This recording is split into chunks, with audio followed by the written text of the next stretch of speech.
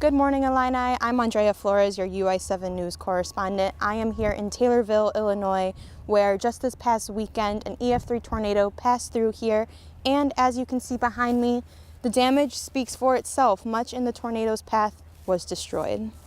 Along with asking for donations for their GoFundMe page, UIUC Ayuda also has a list of demands from the current administration, which includes an end to the criminalization of all refugees, respect for the refugees, and processing all refugee claims. There are other demands also listed here as well. Good morning, Illini. I'm Andrea Flores, your UI7 News correspondent with your campus and Champaign-Urbana news. But first, we have some national breaking news for you. The Senate just voted 51-49 in favor of Judge Brett Kavanaugh's Supreme Court Justice nomination. Well, it's been a wild week across the country with the midterm elections wrapping up. The Senate remains red and the House was turned blue. Champaign County has been a largely red county over the last few years, but the blue wave turned every big ticket race in the county to the Democrats. As for Illinois, we have a new governor, J.B. Pritzker. Incumbent Governor Bruce Rauner conceded early Tuesday evening. Pritzker won by a 54% to 39% in Illinois. Since feeding our kids began in 2013, thousands of children have received food packages, so they don't have to worry about what they'll eat later. What started with just 2 schools has expanded to 36 schools in just 5 years across the county. Downed trees, shredded insulation, and lost toys are some of the remnants that litter Taylorville roads after Saturday's storm. Home of the tornadoes, this small city isn't a stranger to the occasional twister. But Fire Captain Ron Smith says something about this storm felt different. We always seem to dodge a bullet, but for some reason everybody had the feeling something was going to happen that night, and we were all prepared. And like I said, everybody thought that for once, and nobody's ever thought of it that way before. The fire department blew their alarms twice that evening, which they don't normally do. They believe it's made all the difference, as thankfully no one died that night. The second alarm may have saved one woman and her daughter. Resident Margaret Chester is deaf, and her sister Sue Hogue describes that her family was very fortunate during that storm. The first alarm went off, and then it stopped.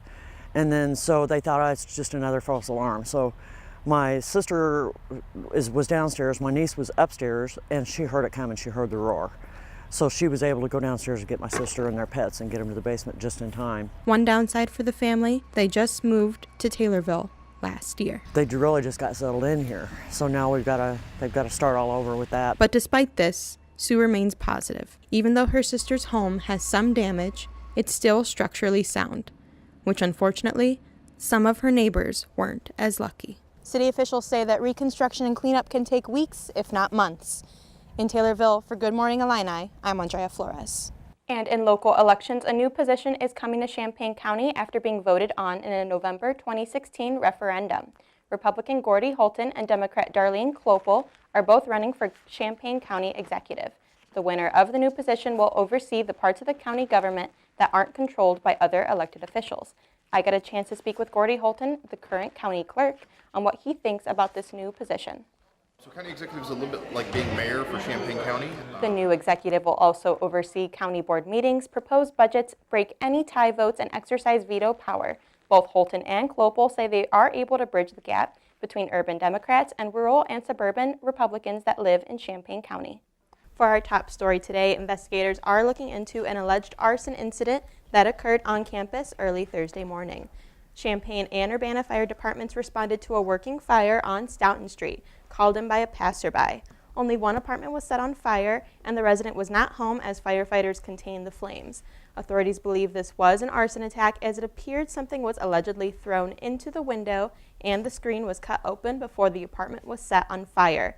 According to a press release from the Attorney General Lisa Madigan's office, the lawsuit alleges that the company, Suburban Express, harassed and discriminated against their customers. And in central Illinois, there's a tightly contested race for Congress as incumbent Rodney Davis faces off against Democratic challenger Betsy Dirksen Londrigan in the 13th District. Say it loud, say it clear, refugees Thursday night's message on the quad was definitely loud and clear as students gathered in support of Central American refugees seeking asylum in the U.S. Dozens of students and community members joined UIUC Ayuda, holding signs and voicing their support through passionate poems and speeches. Member Carolina Kuhl shared her thoughts on why she believes some people don't want these refugees to be granted asylum. A lot of it stems from ignorance and miscommunication. People don't know why people are migrating to the border, and they automatically assume that they're criminals. Like, they're not criminals. There's families and children seeking a better life, trying to escape. Say it loud, say it clear, refugees are welcome here. Another group asking for donations to send to the border is Champaign-Urbana's chapter of the Party of Socialism and Liberation, which held a presentation on the U.S.'s history of intervention in Latin America, which candidate David Arizaga believes contributes to today's crisis and people's beliefs on the refugees themselves. It's that destabilization of really trying to take away Central Americans' sovereignty and their rights to life in favor of U.S. interests is why I believe why U.S. imperialism has, kind of crafted and really created these crises that we're seeing. As for how politicians refer to the situation, one university professor believes that also contributes to how people perceive the caravan. Even the use of the word caravan, that's a concept that it was used by the Republican Party, and it colors the situation almost like in some kind of assault move, right? But regardless of how the public thinks about these refugees, they're already arriving at the border, and only time will tell how the Trump administration will handle it. In Urbana, I'm Andrea Flores, UI7 News. In the last 6 years, the Illini Veterans Memorial 5K has raised $50,000, and by the end of today's race, they hope to have raised $60,000. We have some breaking national news for you. A federal judge has sided with CNN this morning in their lawsuit against President Trump and several top aides.